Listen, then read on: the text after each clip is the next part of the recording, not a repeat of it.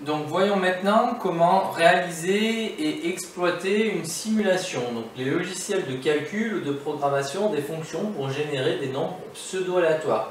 Ils permettent ainsi de produire des résultats qui sont des réalisations d'expériences aléatoires modélisées par ordinateur, ou surtout des simulations qui sont des réalisations d'expériences aléatoires. Donc il manque simulation là, qui sont des réalisations d'expériences aléatoires modélisées sur ordinateur.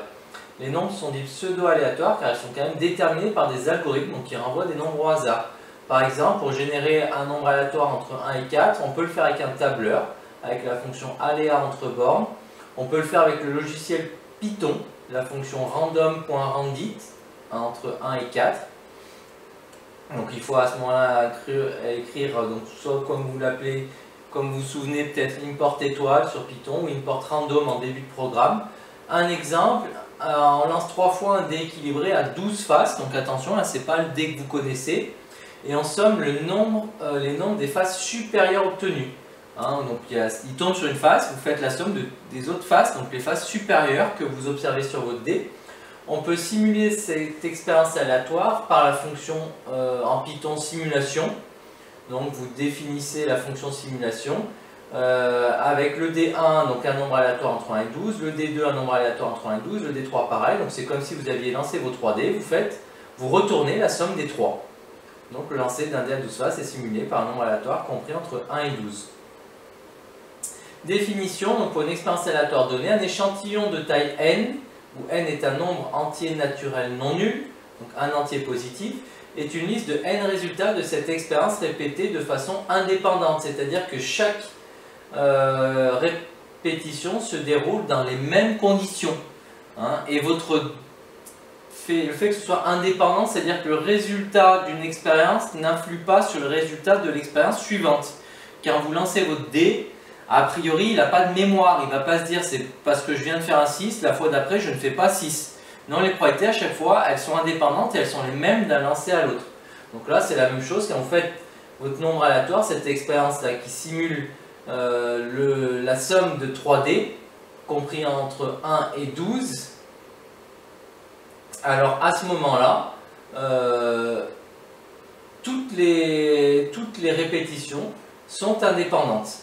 C'est pas parce que vous faites 20 la première fois que vous avez plus de chances de faire 20 la deuxième, etc. Et donc en reprenant l'exemple précédent, 20, 17, 15, 28, 23, etc. Ça c'est un échantillon de taille 10, parce que vous avez 10 résultats. Propriété, on considère une issue d'une expérience aléatoire qui a la probabilité P de se réaliser. Pour tout échantillon de taille n assez important de cette expérience, la fréquence d'application de l'issue considérée est proche de la probabilité P. Ce phénomène stabilisation des fréquences est appelé la loi des grands nombres. En reprenant l'exemple du lancer d'un dé équilibré à 12 faces précédent, on peut estimer que la probabilité que la somme des 3 faces supérieure ou soit supérieure ou égale à 24 à l'aide de la fonction Python. Donc vous rentrez cette fonction-là et vous pourriez déterminer que la probabilité d'avoir une somme des 3 faces supérieure ou égale à 24 serait d'environ 0,27. Alors là, je pense que c'est peut-être pas extrêmement clair. Donc je vais essayer de vous faire un exemple qui, je l'espère, sera un petit peu plus clair.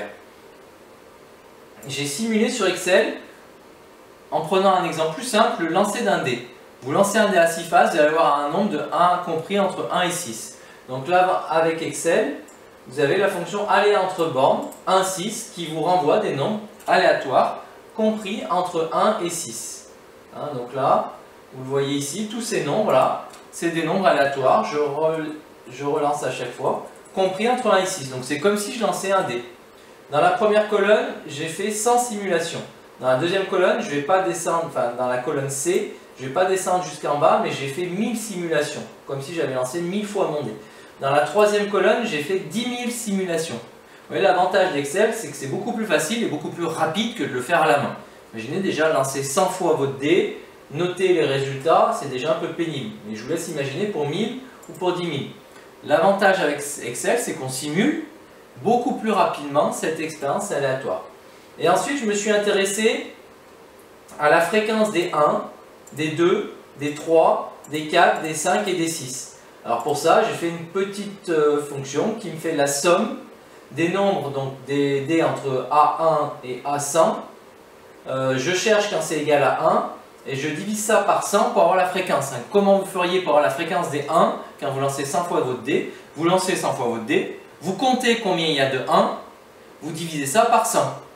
Après, pour les 2, vous comptez combien il y a de 2, vous divisez ça par 100, ça vous donne la fréquence. Donc là, on a la fréquence dans le cas de cette expérience aléatoire.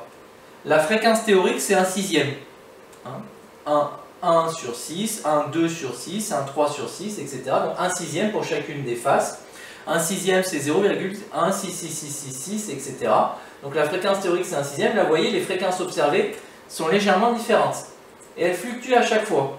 Donc regardez, je vous ai même fait un petit graphique pour illustrer cette fluctuation là. Là à chaque fois c'est comme si je relançais mon expérience. Vous voyez, intéressez-vous à ce diagramme en bâton là. Les bâtons ils fluctuent quand même pas mal. Ils fluctuent toujours autour de 0,16 qui est la fréquence théorique. Ça bouge, ça bouge, ça bouge. Maintenant, qu'est-ce qui se passe sur 1000 lancés? Là, c'est exactement pareil. Ici, j'ai des fréquences sur 1000 lancés. Alors, regardez les fréquences. Vous allez peut-être observer qu'elles sont beaucoup plus stables. Et là, regardez le diagramme en bâton qui permet de mieux visualiser ça. Sur 1000 lancés, les fréquences bougent beaucoup moins. On est toujours autour de 0,16. Et pareil, sur 10 000 lancés, donc là, on a simulé sur 10 000 lancés, j'ai déterminé la fréquence des 1, 2, 3, 4, 5 et 6. Je relance. Hop. Alors, je relance. Et vous voyez que c'est beaucoup plus stable. On est vraiment assez proche de 0,16 à chaque fois. Et observez le diagramme en bâton qui correspond. Regardez, c'est beaucoup plus stable. D'ailleurs, déjà, comparé ne serait-ce que ces deux, là sur 1000, là sur 10 000 lancés, à chaque fois si je relance, si vous observez bien, c'est beaucoup plus stable sur 10 000 lancés, donc le diagramme de droite, que sur 1000 lancés, ce diagramme-là. Et si j'arrivais à modéliser les trois en même temps, allez, je vais même y arriver. Regardez, quand je compare les trois, ici sur 100 lancés, ici sur 1000, ici sur 10 000, vous voyez, c'est la loi des grands nombres. Quand je lance 10 000 fois ma pièce, ou 10 000 fois mon dé, pardon, je ne sais pas ce que la pièce vient faire là-dedans, quand je lance 10 000 fois mon dé, la fréquence observée des 1, 2, 3, 4, 5, 6 est beaucoup plus stable donc pour les 10 000 que pour les 1000 lancés ou que pour les 100 lancés, où il y a quand même une fluctuation assez importante. Et on se stabilise, on se rapproche de la valeur théorique, la fréquence observée, les fréquences observées ici, se rapprochent, se sont très stabilisées autour des fréquences théoriques qui sont de 1/6, 0,16. Donc voilà, illustré à travers cet exemple, vous avez la loi des grands nombres. Dans une expérience aléatoire, plus vous allez prendre un échantillon de taille importante, plus la fréquence observée va se rapprocher de la fréquence théorique qui est la probabilité. Voilà, j'espère avoir pu éclaircir ce deuxième objectif de réaliser, d'exploiter une simulation de probabilité.